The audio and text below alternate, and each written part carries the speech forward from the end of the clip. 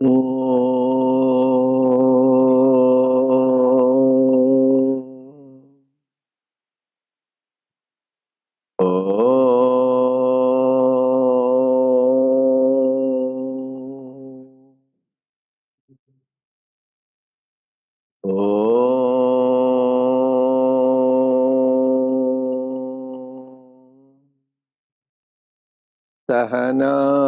bhavatu Sahana bhunaktu Sahaviryam karavavahai Tejasvinavadhitamastu Ma vidvishavahai Om Shanti Shanti Shanti. May the Lord protect us. May He nourish us. May we acquire the capacity to study and understand the scriptures. May our study be brilliant and may we not cavil at each other. Om, peace, peace. So, dear brothers and sisters, loving Sai Ram to all of you. We welcome everyone to the Research Sai Baba Center of Arcadia. So we'll be continuing our Gita Yajna. First, we all have to express attitude of gratitude. So to Swami for having the opportunity to participate in the yajna. So without his will, we can't. So I suddenly remembered an incident. I know some of you know Uncle Gopal Rao. He was the chairman of Andhra Bank. He lived till 100 years. He was a very great exemplary devotee. And Swami even celebrated his 100th birthday in Solomon Hall. Very few people Swami celebrated, like Kamath, and this is one of them. And this man said he came to Swami and lived in Prashantilayam till he died. But in the beginning, he had a center, 3 or 4 houses next to him. He don't know for years to show that unless he wills, he may be next door to you, you won't know that. Even if you know that, you may not want to go. And even if you want to go, it may not happen. Actually, I was listening.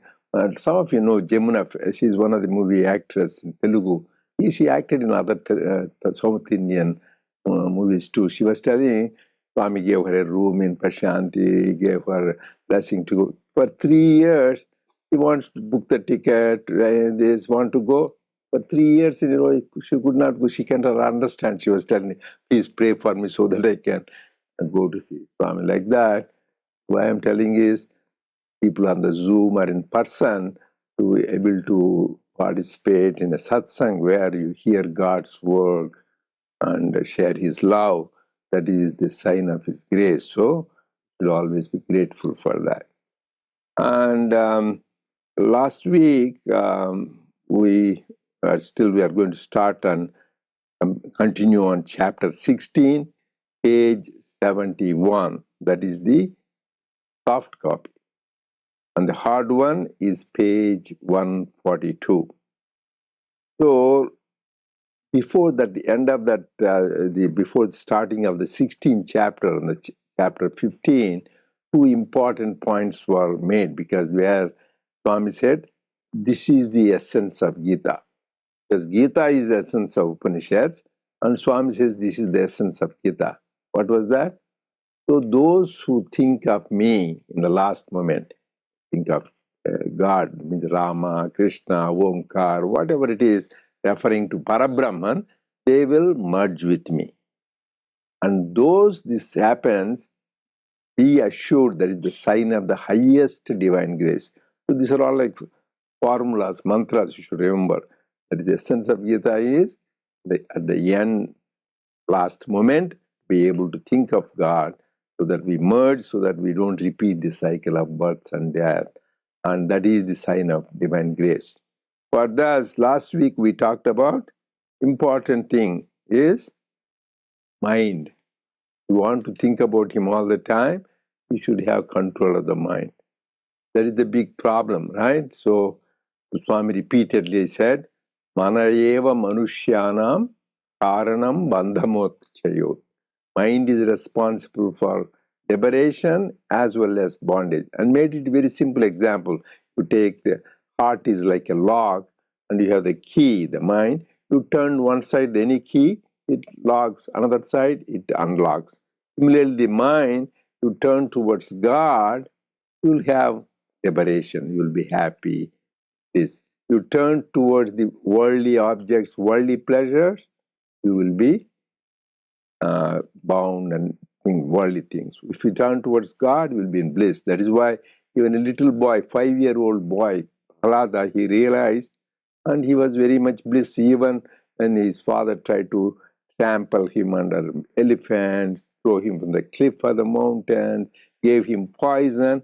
He still was blissful. Not only he was not complaining, but he was smiling. He was in bliss because it didn't affect him. And so that kind of bliss you get even for a little boy if you are, because he's in God. Whereas Hiranyakashipu, he conquered all the worlds. All the 5 elements are under his control. 9 planets were under his control. And Swami says he's the greatest scientist known. He could even go to the sun. Now even people stopped at moon and Jupiter, this and that, but he could go to the sun also. But he was the most unhappy person because he had all the bad vices in his heart. Kama, Krodha, Lobha, Moha, Madamacharya, desire, anger, greed, attachment, pride, and jealousy. So he was unhappy. So for that, what should you do here? Controlling the mind. But it's not that easy. Right? Swami compared it to monkey mind. Monkey jumps all over. But this is not an ordinary monkey. Intoxicated, drank some alcohol. Not only that, then somebody's scorpion went and stung it, and it became mad. So it is a monkey, it is a mad monkey, drunk monkey, on the top of it, scorpion went and hit or somebody pinched it. That means it will be jumping all over everywhere. It's like without control. Same thing for us. His mind just keep quiet for few minutes. He doesn't want to. If you want to do that, particularly when you want to do good things, you want to do meditation, prayer, there is a time all these other things come. So, but he recognized it. So Arjuna, do you know, he's not an ordinary guy. He's a great warrior. The one concentration with one bird, the eye of the bird, he could concentrate and hit here. So of all the people, and even that Matsya Yantra, he could see the reflection and hit. That means he's not an ordinary man. He had Pashupatastra. Yeah. But he says, Lord Krishna, which is on behalf of all of us. It's chapter 6, we did this before, all of you go back, is continuity. Penchalam hi mana Krishna samadhi balavad drudham. You use many, oh Lord Krishna, penchalam, it is very fickle, my mind is very fickle. Samadhi, it is very turbulent, it's going all over. Balavad, it is very strong. And drudham, it is very stubborn. For qualification, it is fickle, that means it's wavering, and it is turbulent, and it is strong, and it is stubborn. Because some people, they listen, but this doesn't want to listen. Like stubborn children, stubborn, even seniors could be stubborn. Stubbornness could be for anybody. He says, yes, I can hold the air, but I cannot control the mind. So he says, please help me. I cannot do this. You say, think about me always. This is the problem. It is very fickle, it is turbulent, it is strong and stubborn. Then Lord Krishna, who is in his compassion, he says, Asamshayam Mahabaho Mano Durnigraham Chalam. No doubt, he says, he's such a good, compassionate Guru and as well as God. Yeah, he didn't say, hey, useless fellow, you can't control, you don't have. He didn't say that. You are right. No doubt it is very difficult. Mano Durnigraham Chalam. It is very difficult to calm. It is fickle and it is unstable. And Durnigraham. Nigraham means control. He didn't say Durnigraham. Very, very difficult. It's difficult to control. He didn't say that. Durnigraham Chalam. It is very difficult to control. But I'm giving you a solution. Abhyasena kaunteya vairagyena guhyate. So we should go on. This is like a mantra. Any number of times we should, because that's all the secret. So constant practice, and you should have dispassion.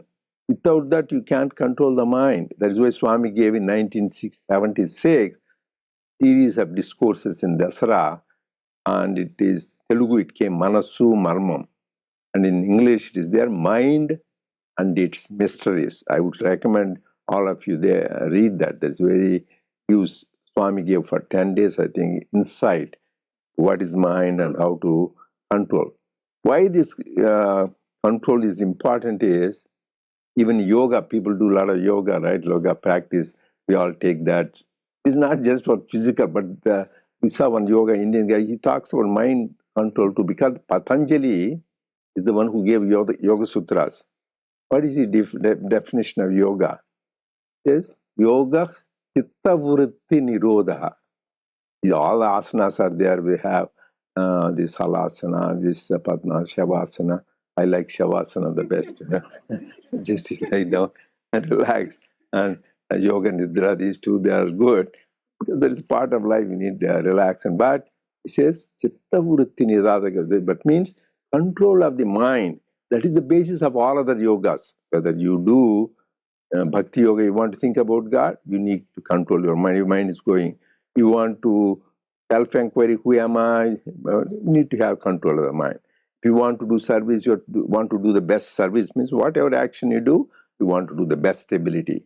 You need the control of the mind. That's the basic yoga you need. Yoga chitta vritti nirodha.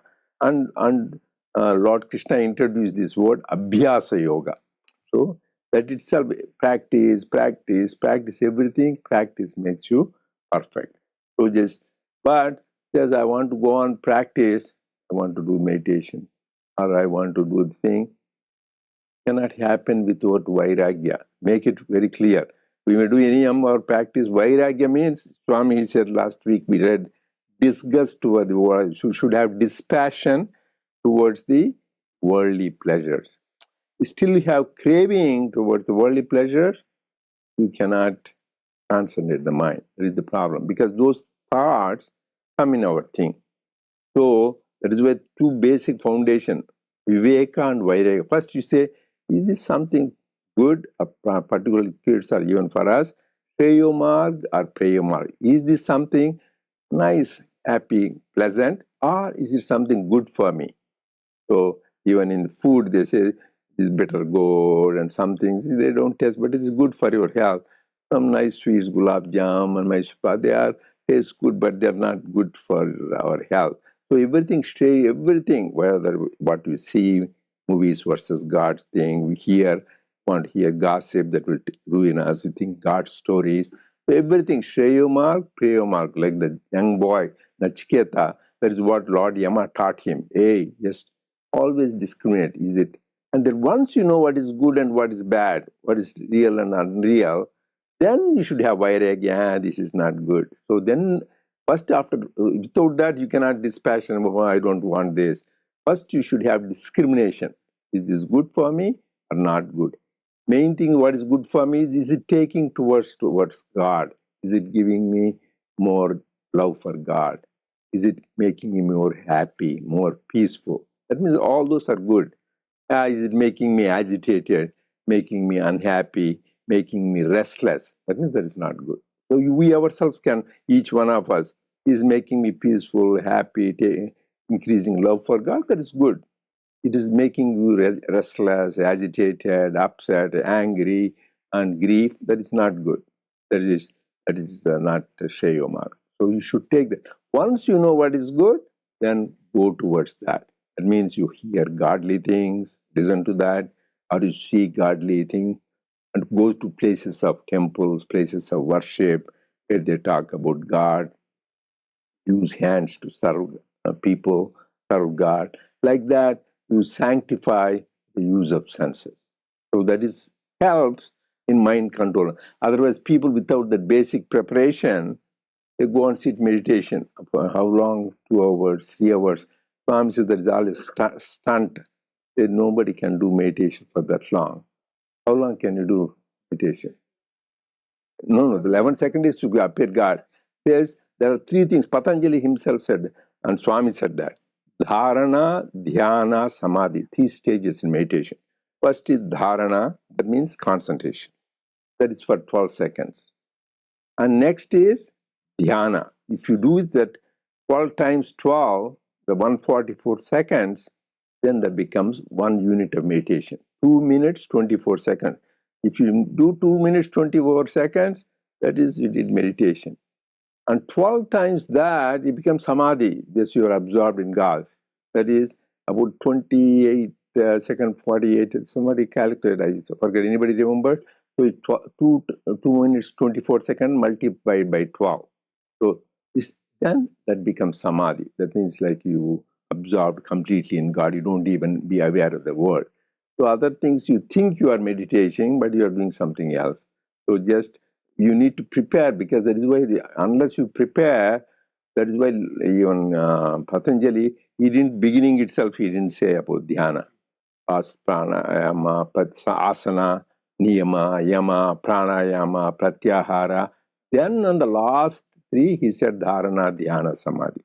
So first you need to do that breath control and right asana, yama, niyama, control of the external senses, internal senses, and then all these things you do, steady posture, then breath control, and then control of the senses, then you are ready for dharana, dhyana, samadhi. That's the last three.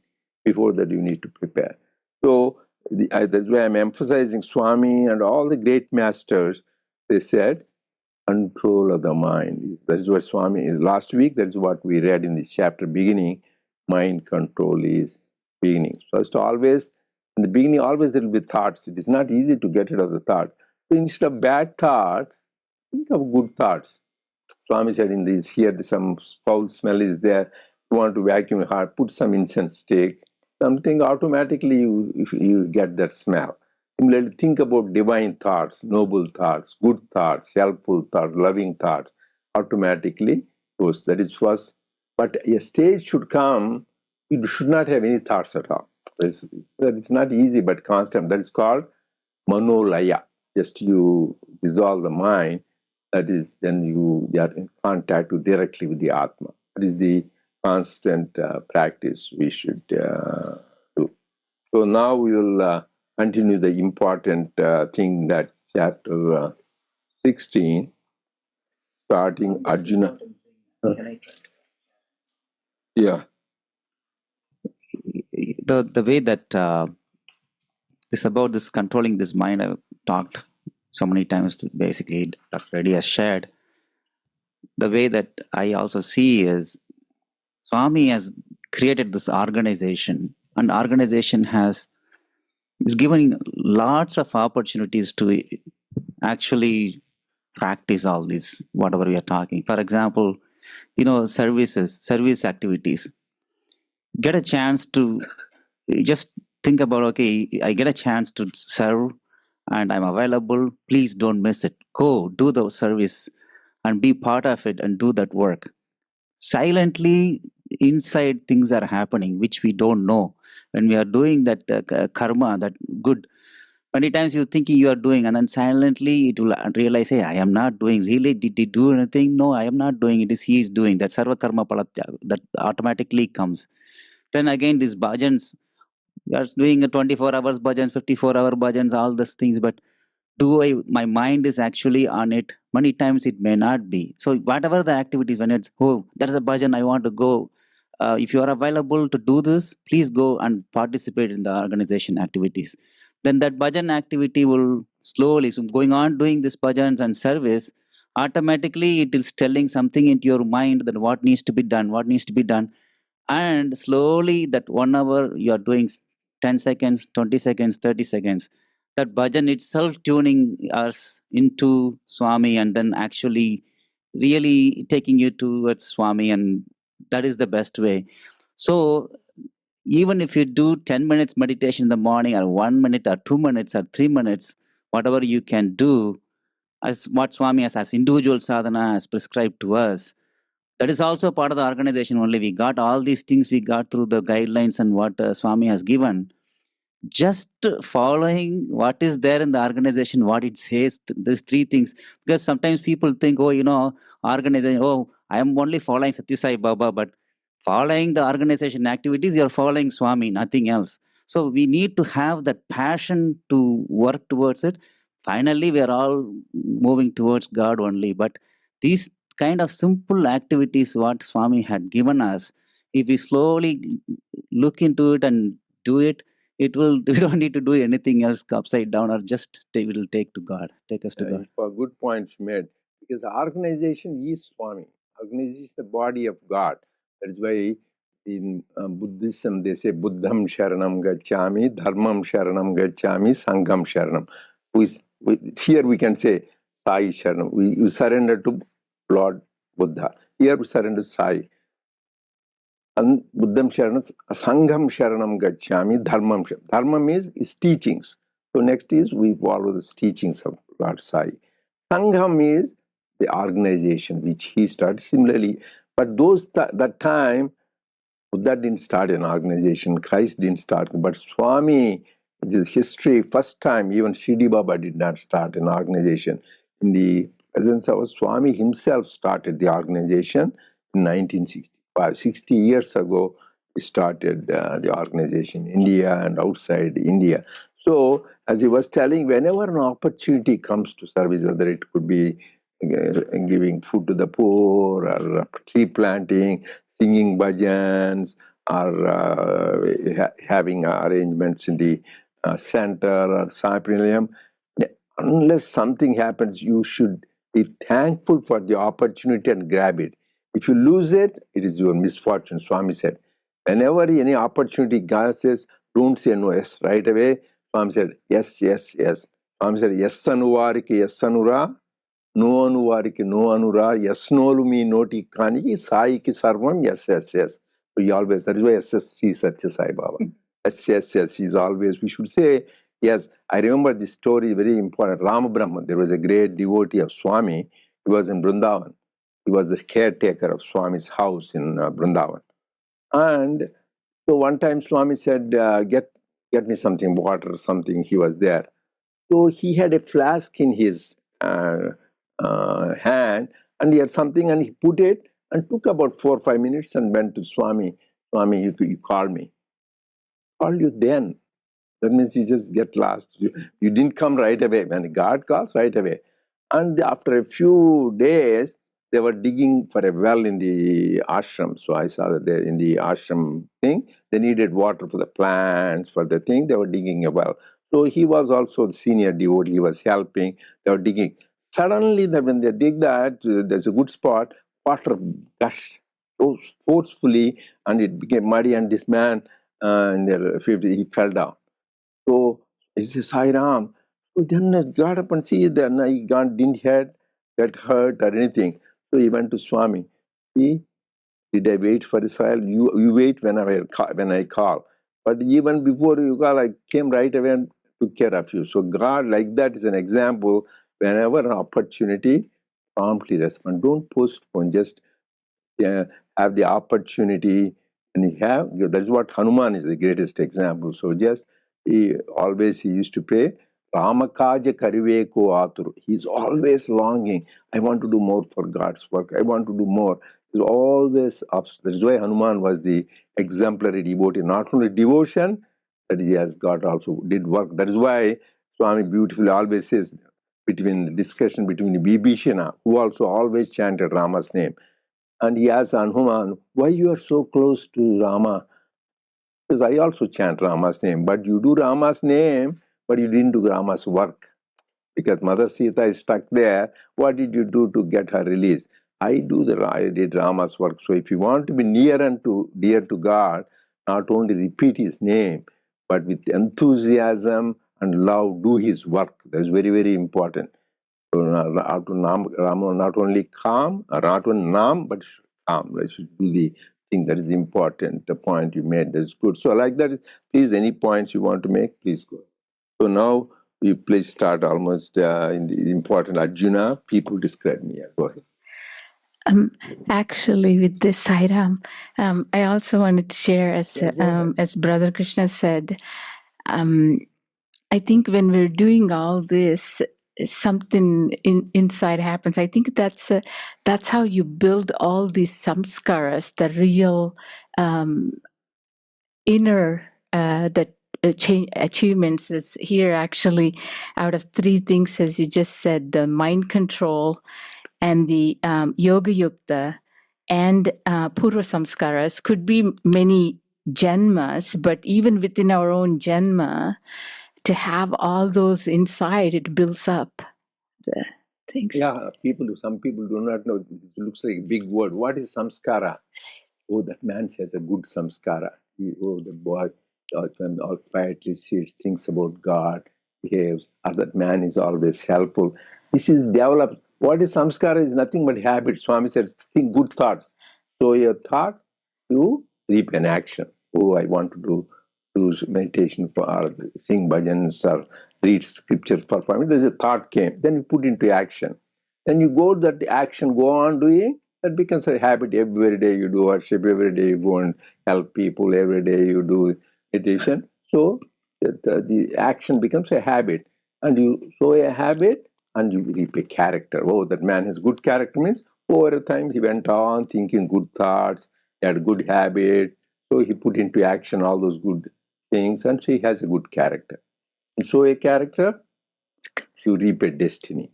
Oh, he had a good destiny. Destiny is nothing but you are responsible for it. It started with your good thoughts. If you have bad thoughts, you'll have bad habits. If you have bad habits, so you'll have bad character. If you have bad character, you have bad destiny. So starts with good thoughts, good actions, good character, good. So these are the practical tips Swami gave. So we should all practice that. Good point. Sairam.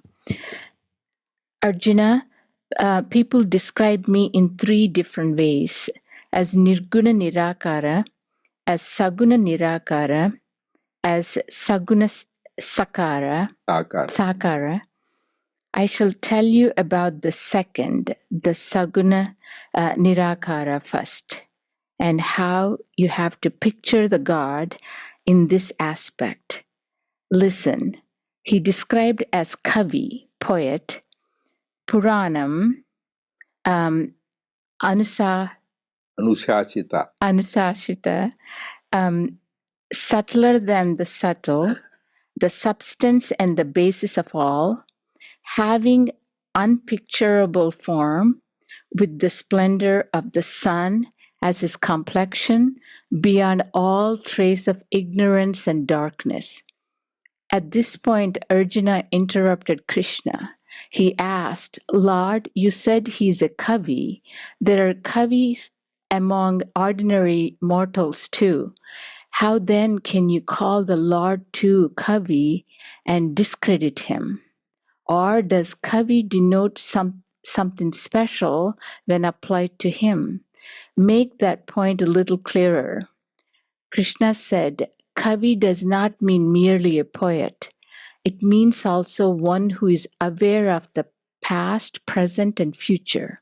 And so it is a description of the Lord. He knows all, he sees all. Hence, the derivation of Kavi is mentioned as Sarvagna Krantadarshi. He who sees the next step. It is the Lord who revolves in every heart and all affects and changes from step to step. From all creation, the Kavi is the motivator, the prime basis.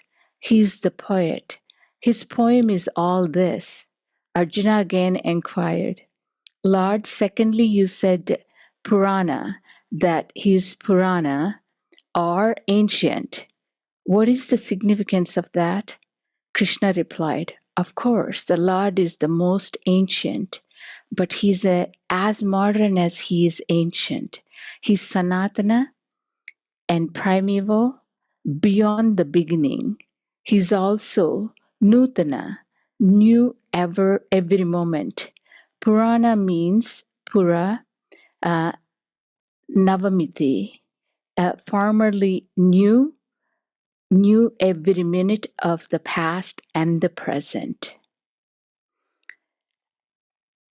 What does the word anusasita, independent, unchecked master? He lays down the conduct of all. The 5 elements execute his orders. They cannot overstep the limits laid by him. His laws govern also inner world of all beings as no human law can. He operates in the region of the mind. I think I'll stop here. Even though here 3 different ways is described as God, Nirguna Niraakara, Saguna Niraakara, and Saguna Sakara. But Krishna, interestingly, took the second one, Lord Krishna. Swami took this. Swami is explaining this. As I thought even in Bhagavad Gita, Krishna did. Sorry. So that's really, because I was really contemplating. This was, I think, one of the difficult ones. Because why the second one is picked, I think that's the most practical one. If you understand as a Saguna Niraakara, which is the God with the qualities without a form, then you can understand the number 1, Nirguna Niraakara, and then easy to understand the number 3.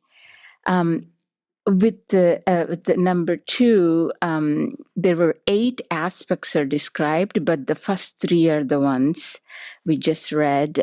First one is the poet. So wonderful, actually. I've never even heard of, as Swami said, poet here, he's actually implying omniscient, because he knows past, present, and future. And the also is omnipresent. And then the second one, Purana, is the ancient, but also it's anadi, it's present. There is no beginning, there is no end. Always new, every moment. That's more like omnipresent. These verses are so new. And then the third one, Anusasita, is described as independent, unchecked, and he controls the 5 elements.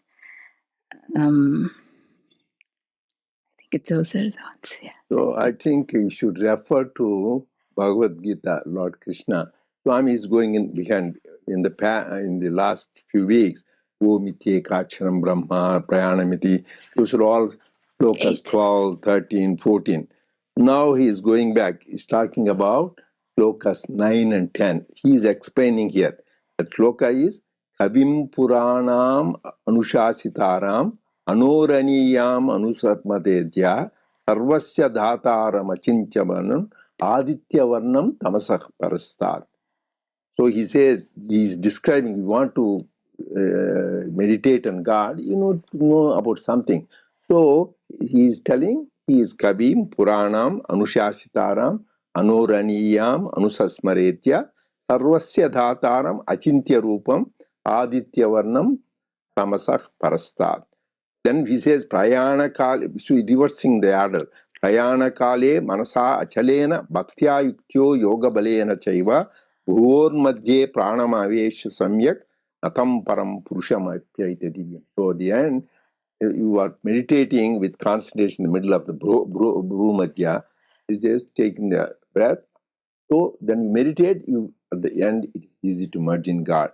Then what do you think about? That is what he says to think. So for people to understand, there are 3 things. The easiest is the Saguna and Sakara. God with a name and a form.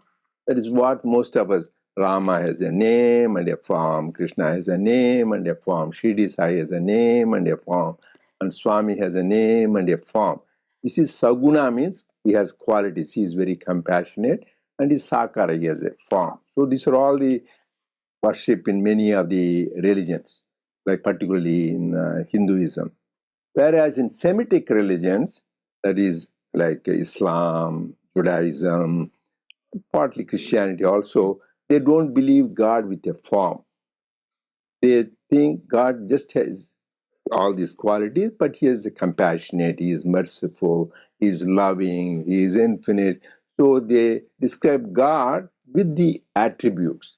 He has no form, but he has got the attributes. That is why in a lot of churches, synagogues, and mosques, you don't see Allah's statue, or you will find statue for Jesus, except some places they have Mother Mary.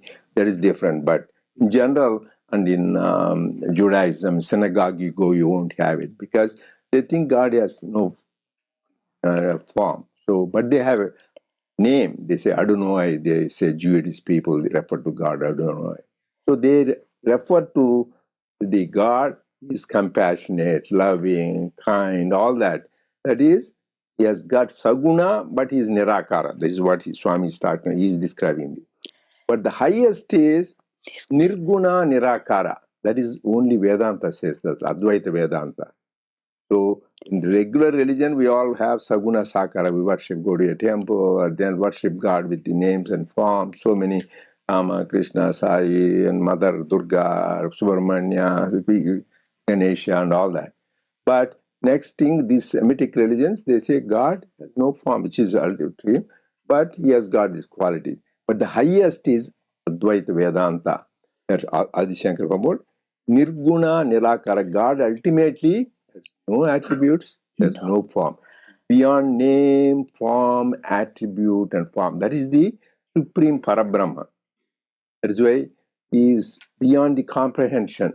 But most of us body consciousness, right? We can't relate something which doesn't have a body. So for the sake of that supreme Parabrahman, who has a name, who has no form, he comes down in the name of a form. You can imagine the Sri Ramakrishna gave a beautiful example, a big ocean of water. So it has no form, no name. But some places you see icebergs, right? That is the name. Because that is similarly with because of the devotion of people, God takes a name and a form. But ultimately, again that form dissolves. Now Swami's form again dissolved into that Nirguna Nirakara. Same thing, Rama's form, he went into Nirguna Nirakara. Krishna's form. So temporarily, there's only for a period of time. It could be 100 years, like Swami 80 years, or it could be 1,000 years like Rama's time, Krishna's time. But eventually they will dissolve into the ultimate reality. So this is only a temporary period. But ultimate truth is Nirguna and Nirakara. But it is not easy. That is why you need to refer. So here, Lord Krishna is describing really God, who has got no form, but he has got the attributes. Kavi means he is omniscient. He is Puranam, he is ancient. He has no beginning, no end. But it's why it is beautifully said. I even gave a talk in front of Swami describing him. God is Sanatana and Nityanutana. He's ancient, but somebody who you say, go on seeing, you get disgusted. Yeah, I saw him enough. But more you see, more you want to see God. Is that attraction, that is divine magnet. Like even same, you see Lord Krishna in Bhagavatam, the Gopikas used to run because they said, God, they used to curse the eyelids. Why did you give me the eyelids? Because then the blink of the eyelids, they cannot see the Lord Krishna. So much longing to see that. So that is what that is why he's called Sanatana as well as Nityanutana. Even Lalita Sahasranamam, mother is described Nitya Yavan, always youthful. That doesn't become old and things, because God has that eternal youth, eternally thing. That is the power. So that is what Anushashitaram, he is the ultimate ruler. So there is nothing that also let's say Abhala Govidita Sarvana Lingya Sasana. It means nobody can go beyond her commandment. So he says Anushashitaram, supreme commander-in-chief, and Anoraniyan Anusasmarecha. Another place is Anuraniyan Mahato Mahiyan. He is subtler than the subtlest. Atoms, smaller than the atom, subatomic particle. But he is the Mahito, is the biggest than the biggest. Biggest, whatever you can imagine the universe. He is bigger than bigger, subtlest and subtler. You can think of the example of Hanuman when he went to Sri Lanka. This is a close example. He went to Mother Sita. He was small. He couldn't even see that. He can become so small that finally he revealed himself. But at the same time, he could expand himself to so big in front of Ravana. So he become smallest than smaller, they are biggest than bigger. So God is much more than that. He can't even see him with the ordinary eye, but he is the biggest than big. And Sarvasya Dhataram Achintya Rupam. He is the basis for everything, whatever you see, and seen and unseen. That is what Purushottam says. Achintya Rupam. You cannot think about who he is beyond the comprehension. Yato Vacho Nivartante Aprapya Manasasaha. And here, Aditya Varnam Tamasah Parastat. Where else did you hear that word? Anybody? Purushottam. In Purushottam, it goes on in two places. So, God, when they describe Aditya Varnam Tamasah Parastat, he is lights of thousands of suns, brilliance, and he is beyond Tamasah Parastat. He is beyond the darkness. That means he is beyond ignorance and he is all light of knowledge. So these are the various qualities. If you think about it, how he is omniscient and he is eternally youthful, he is ancient at the same time new. So these qualities we should contemplate on. This is what he was telling. So anybody has come, there are so many things. Another thing is, before you come next week, I read the chapter 12. This is Bhakti Yoga, where Arjuna asked the question about this. Is it good to worship God form, or is it good to worship God without form? So next time when you come, please provide answer. Then you will understand. Because all of us do that. Advaitins, they don't believe. Like even Swami Vivekananda, he established Sri Ramakrishna's statue someplace there. But there's a place called Advaita Ashram in Mayavati, so the Almora. And he's there, even didn't have Ramakrishna's picture. He says, Advaita, there is nothing, he's everything. So why do you want to have a picture of Sri Ramakrishna? Because you need to practice. Advaita means no name, no form, nothing. So you should worship that ultimate thing. So that is the ultimate thing. So to do that, it's not easy. That is why I want you to read chapter 12, where Arjuna asks the question, Lord Krishna answers. Because I am God, I am no different from God, I am Satchidananda. It's good to say, but it's not easy to experience. For that, you need to have Sanniyam Indriyagram, master, Sarvatra Samabuddhaya. And you need to have always Sarvabhuta Hiterata. There are qualifications who can experience Niraakaara Nirguna Brahman. It's clearly explained. So if you read that, then when we discuss, you'll understand better. Okay? So may I ask one quick question? Go ahead. So Saguna Niraakara is actually the Visishtadvaita. No, Visishta Advaita. So Advaita is where God, but Visishta Right, Advaita. Nirguna Nirakara is Advaita. Yeah.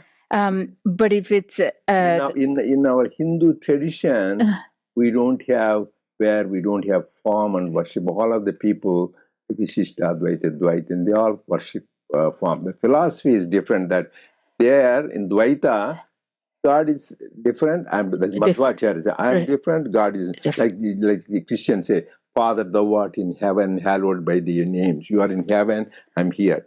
That is kind of thing, Madhvacharya, Dvaita. You are separate, you are separate. I'm here, you are in Kashi, or you are in a temple, or you are in Makkah. That is Dvaita. And Vishishta Dvaita is, Lord, you are there, I'm there.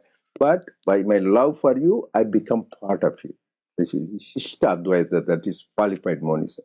Advaita is good. Actually, in Christianity, Swami said beautifully, so I am the messenger of God, I am service. that is the Dvaita. They are your servant. Even Hanuman said that. Then I am the son of God. That means you are part of him. That is the Vishishtadvaita. And then the third is I and my Father are one. That is the Advaita. Highest, where you realize the same Jesus, different time. Once I said I am the messenger of God, and then I said I am the son of God, and I and my Father are one. So this is the different aspects. So, so that doesn't have representation. Okay, we'll continue next. Permutation, if you say two, there are four items that we Nirguna. No. Only talked about Yeah. the Nirguna. That cannot exist. Yeah. So the Saguna Sakara and Saguna Niraakara, Nirguna Niraakara. So just you need to think about it. These are all Vedantic. Like you go to a science class, suddenly you says, I want to know Newton's laws or the quantum theory. You can't just jump in. You need to have. That is why you need to study those scriptures and study and analyze and see the then you can have better comprehension. Otherwise, you go on doing mechanically, ritualistically, you don't have that inner meaning that is important to know, an inner meaning. Then you enjoy your spiritual practice.